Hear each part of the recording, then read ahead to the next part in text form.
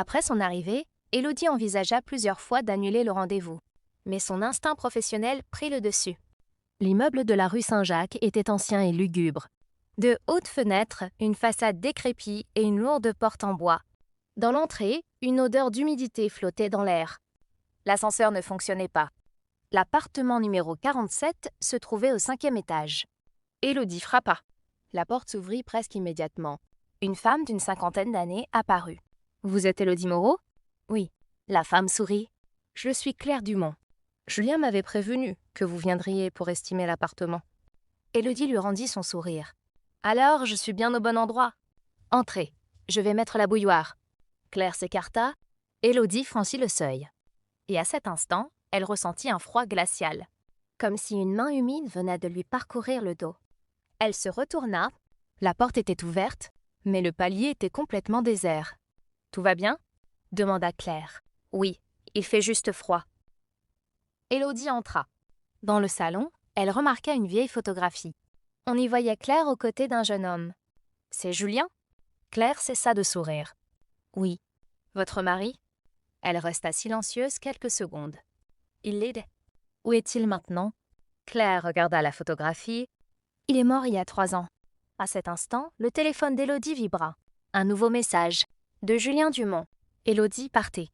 La femme qui vous a ouvert la porte n'est pas Claire. Élodie relut le message plusieurs fois. Puis elle releva les yeux. Claire se tenait près de la cuisine. Que se passe-t-il ? Rien. Vous êtes toute pâle. Je suis simplement fatiguée du voyage. Claire sourit. Mais cette fois, son sourire semblait étrange. Élodie glissa rapidement son téléphone dans sa poche. Je peux voir la chambre ? Bien sûr. Elle avança dans le couloir. Soudain, elle entendit un rire d'enfant. Élodie s'arrêta. Vous avez des enfants ? Depuis la cuisine, Claire répondit calmement. Non. Le rire retentit de nouveau. Cette fois, tout près. Élodie ouvrit la porte de la chambre. La pièce était vide. Mais au milieu se trouvait un vieux fauteuil d'enfant. Il se balançait lentement. Les fenêtres étaient pourtant fermées. Sur le fauteuil reposait une photographie. Élodie la prit. On y voyait une petite fille d'environ 7 ans. À côté d'elle se tenait Claire. Au dos de la photo, une date. 1989. Et juste en dessous, un prénom. Élodie. Le souffle d'Élodie se coupa. C'est impossible. Elle retourna la photo. La petite fille lui ressemblait. Énormément. Claire apparut dans l'encadrement de la porte. Vous avez trouvé la photo ? Qui est cette fille ? Claire pâlit. Vous. Élodie secoua lentement la tête. Je suis née en 1991. Claire la fixa. Je sais.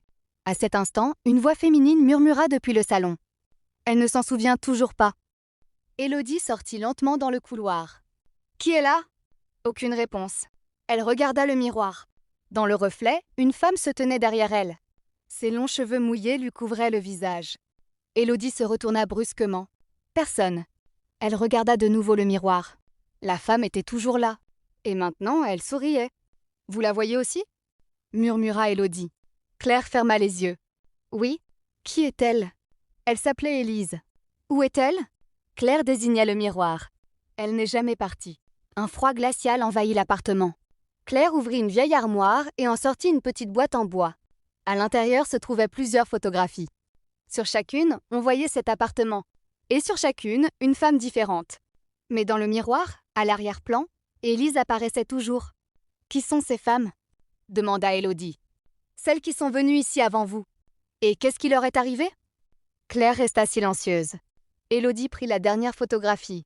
Au dos, quelqu'un avait écrit « La prochaine sera Élodie Moreau ». Son cœur se mit à battre plus vite. « Comment saviez-vous mon nom ?» Claire leva les yeux vers elle, terrifiée. « Je ne le savais pas. »« Alors qui a écrit ça ?» Claire regarda lentement le miroir. Élise se tenait désormais juste derrière Élodie. Et elle murmura « Moi ». Élodie resta figée. La femme dans le miroir leva lentement la main. Puis elle frappa contre la vitre. « Toc !» Claire murmura. Ne lui répondez pas. « Toc !»« Pourquoi ?»« Parce que si vous lui répondez, elle pourra sortir. » Élodie ne bougea plus. Soudain, son téléphone vibra. Un nouveau message de Julien. « Ne faites pas confiance à Claire. » Élodie regarda la femme. « Qui êtes-vous vraiment ?» Claire ne répondit pas. Élodie recula d'un pas. « Julien m'a écrit que vous n'étiez pas Claire. » La femme sourit. « Julien a toujours été trop curieux. Le sang d'Élodie se glaça. Où est-il? Là où sont les autres? Où? Claire désigna le miroir. Élodie regarda. Derrière Élise se tenaient maintenant des dizaines de personnes. Des hommes, des femmes, des enfants. Tous la regardaient en silence. Puis Élodie aperçut Julien. Il avait exactement le même visage que sur la photographie. Il leva un doigt devant ses lèvres. Puis il écrivit quelque chose sur le miroir embué de l'intérieur. 2 mots. « Fuyez maintenant !» Élodie se précipita vers la porte. Elle ne s'ouvrit pas. Derrière elle, Claire pleurait. « Je suis désolée. »« Désolée pourquoi ?» Claire murmura. « Parce que je vous attends depuis 37 ans. » Élodie se retourna lentement. « Pourquoi ?» Claire regarda le miroir. « Pour pouvoir enfin partir d'ici. » À cet instant, Élise parla pour la première fois d'une voix forte. « Maintenant, c'est ton tour. »